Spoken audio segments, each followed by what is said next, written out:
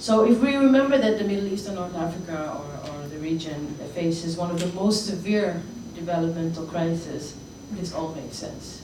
I mean, I don't have time to go into the reasons why they go through the most severe developmental crisis, and that it has to do, everything has to do with global capitalism, the imposition of the IMF, World Bank, and how these neoliberal demands, particularly in a region with this combined development, actually results to even worse forms of poverty and exploitation. Why this relation makes sense, I hope, makes also sense to you. It's not just my political propaganda. Well, it is a little bit my political propaganda, but I think it is also important to understand the role of the media. And this is called, in other words, the Bouazizi syndrome. This is what you can call the Bouazizi syndrome, where you have a generation that is coming up. They actually are graduates. You know, people always refer to Bouazizi as if he was some kind of, you know, illiterate vegetable seller. People like that have diplomas, they have university degrees, but they are just not given a chance to practice their talents. So they become part of what is called the precarity, another very trendy term, the precarity, the precariat, which is actually just saying underemployment or informal labor. People who have to make by, have to just, you know, scramble from day to day, selling vegetables or what have you. And this is really fascinating intersection of political economy and social change, because the income and educational levels are actually higher in the Middle East than they are in other development countries. That is interesting, because you would expect, well, why isn't this happening in poorer countries? You know, why didn't this happen in sub-Saharan Africa, which actually are, where the average is even poorer and people have even less paid jobs. It's that particular paradox that explains the political uprisings. Because what combined and uneven development shows is that young people in the Middle East are on average better educated than young people in other developing countries, but have social and political conditions that are worse, because the society and economy is not adjusted to actually incorporating these young people, since they have been forced to apply neoliberal changes. So 20, 30 years ago, maybe 40 years ago, these graduates would have been state employees. They would have been what we called muwattafin, millions of muwattafin in Egypt, in Syria, in Morocco. You work for the state. That's how you get by, and you buy a house and then you live. That social structure has disappeared, mostly through the imposition of neoliberal changes. So you have a very dangerous potential there. These are people who are educated, who are literate. They can read, they can write, they can use the internet, they can communicate with other people across the world, and they are proportionately the most exploited. And I think that nexus is where you actually see the crystallization of certain different conditions coming together into revolutionary outbursts.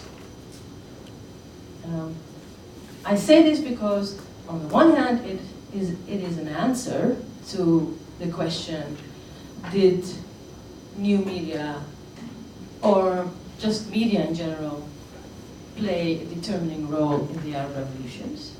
And I'm afraid to say that there are still many people who still argue that, who still publish serious articles claiming this, and I think you will have some people doing their lectures in this series who will actually claim that as well, that it was Facebook or Al Jazeera or whatever. But I'm saying no, it's the combination of these other conditions that are the determining factors. But at the same time, I'm not saying that it did not have a role at all, because the combination of these objective factors included, as I said, demography. Students, graduates, who are in themselves internet natives. So indirectly, access to new modes of political practices offered by, made possible through new technologies, actually do seep through in our analysis. It's what we can also just call dialectics. There is no one-dimensional view of this. It's dialectically related. But dialectic does not mean that there is no hierarchy, that it's all horizontal, as some, well-known internet analysts would say. Like Castells would say, well, we're talking about a new situation of networks, and they are not hierarchic in the old-fashioned mode of social organizing and change. I think there is a hierarchy. I think you can understand the Arab revolts that are ongoing through these conditions of social stratification and political economy and empire, with the internet as a case study, but you cannot reverse it. You cannot understand, you cannot analyze these developments through the prism of new media or internet without including the subjective and objective conditions. So there is a link, but you cannot reverse them as you wish. There is a hierarchy in analysis. I think it's important to make that point, even though it goes against the sort of popular analysis that emerged in the 90s and 2000s with the literature on network politics. But I think the Arab revolutions are challenging that very strongly. And of course, this takes us to the other side of the coin. I mean, I mentioned political economy in terms of empire, but of course, the main phenomena that needs to be deconstructed is capitalism. And Carrie wrote a really good article in which he sort of analyzed the lack of critical theory in internet studies and summarized it as a problem resulting from the fact that the sort of initial first generation literature on the internet lacked a historical perspective with which to compare it with other forms of medias and technologies.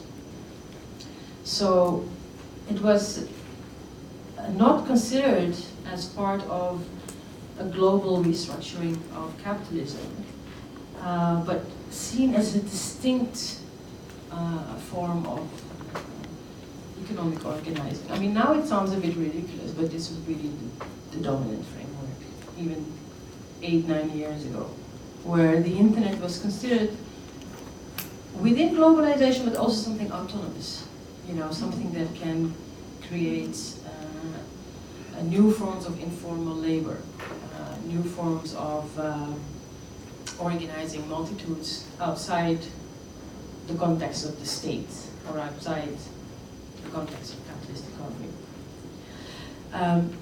Again, 2008, the economic crisis, the uprisings have sort of hit us in our face with a reality that does not really coincide with these notions. And a lot of us have been trying to reread other literature to try to understand, to grasp this contradiction. And thankfully, we don't have to reinvent the wheel. We don't have to reinterpret or adapt to these new conditions from zero, because we can stand on big shoulders to do that. Everybody knows, if you've had media studies or social science, about the Frankfurt School. We know about the the fantastic developments that were producing fascinating stuff in Birmingham in the 70s and 80s under, unfortunately, the late Stuart Hall. Really interesting, critical, fascinating stuff with which should be able to understand these new phenomena with a critical point of view that addresses class, empire, and neocolonialism.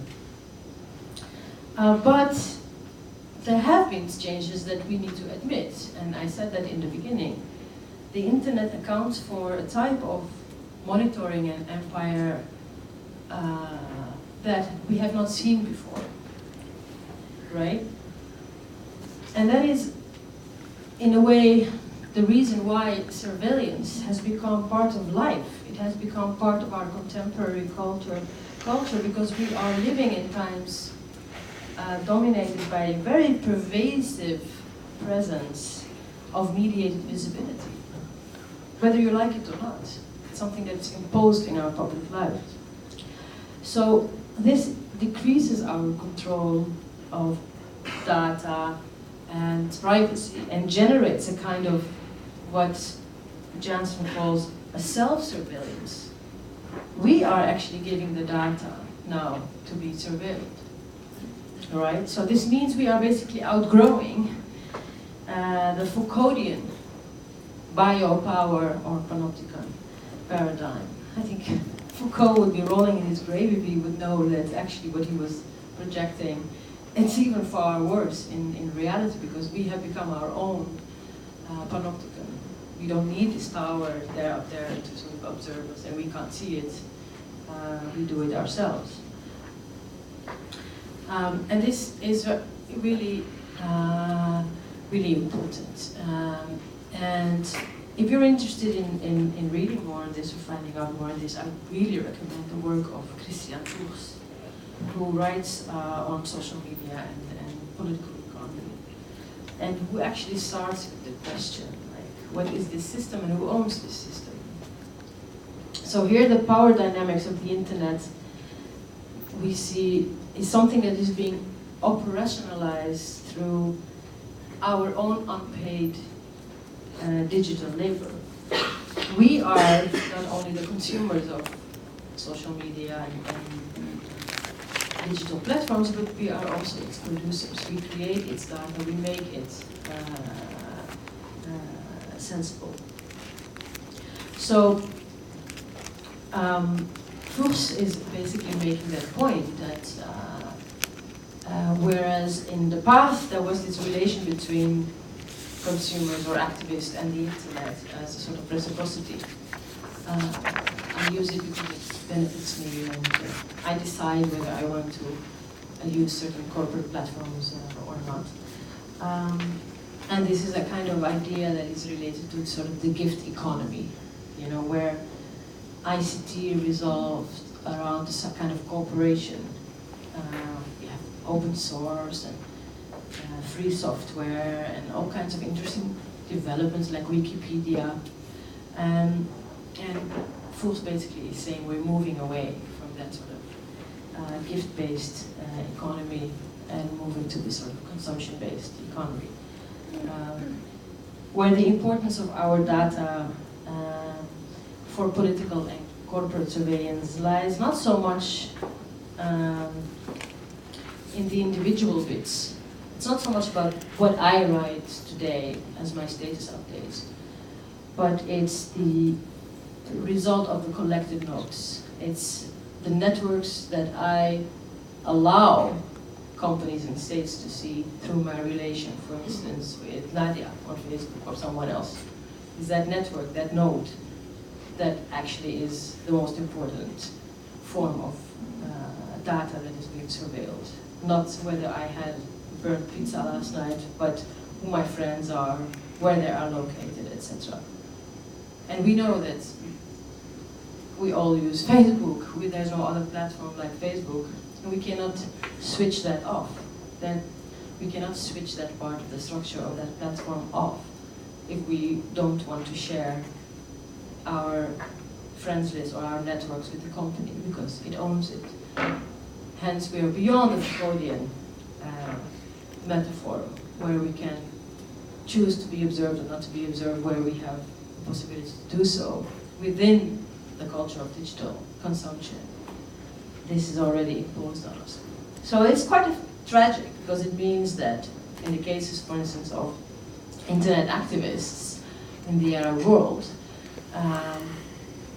some of the cases in Syria, activists were arrested, in some cases tortured, based on a search that they were able to do through their friends. So unwillingly, friends and co-activists were actually the ones who were offering the kind of bits of data that made them monitorable. Obviously, the question would be then, why use that platform?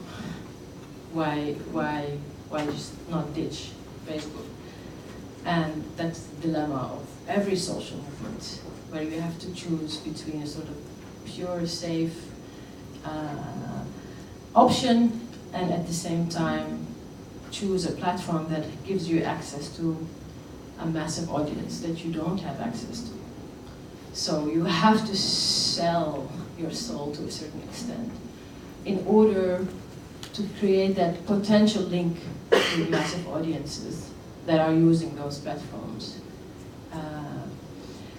And that's why internet activism in this context of empire and capitalism is a kind of dynamic that can best be described as the activist using the internet and the computer while having this Damocles sword above his or her head. You're doing it because you have to be able to reach the massive audiences through those platforms. But by doing that, you render yourself more visible and more vulnerable because you are using the very platforms that states and corporations have access to.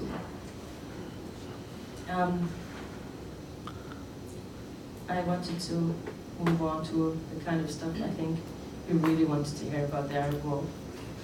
Not too much political economy. So this is where I will indeed move on to the core and discuss the role of the internet. We've seen how the internet itself has been framed in mass media as an important factor of political change. But I kind of agree with one of the critics writing about the Occupy Wall Street protests and how the American media and large part of academy have been writing about it as particularly sort of digital, connected, middle class, on average high educated activists. And all the pictures you would see would be something that has a hashtag or someone using an iPhone, etc.